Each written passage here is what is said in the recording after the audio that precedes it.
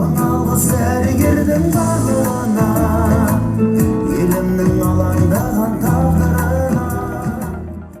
Қымбатты медицина қызметкерлері, сіздерді кәсіби мерекелеріңізбен шын жүректен құттықтаймын.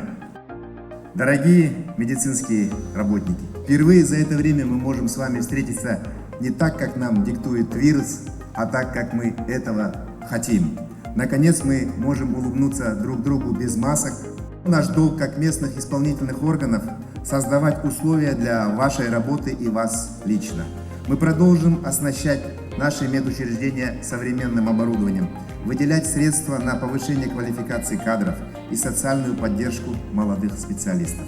Так, в этом году мы завершим реконструкцию общежития медицинского колледжа для студентов-медиков и для молодых врачей. В планах реконструкция здания по улице Мира под квартирой для молодых семей. В этом месяце начнется реконструкция здания городской больницы номер 1 под гибридные операционные с современным оснащением и подготовкой специалистов.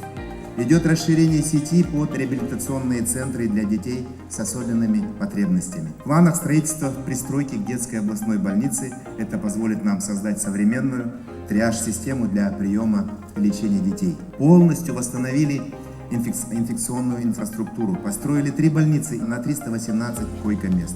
Қадірлі жерлестер, бүгін ерекше айтқым келетіні Павлодар облысының медицина ардагерлеріне, саланың үздік дәстүрлерін ұстанған, дамытқан және қазіргі уақытқа ұрпаққа жеткізген барлық медицина қызметкерлеріне шынайы алғысымды білдіремін.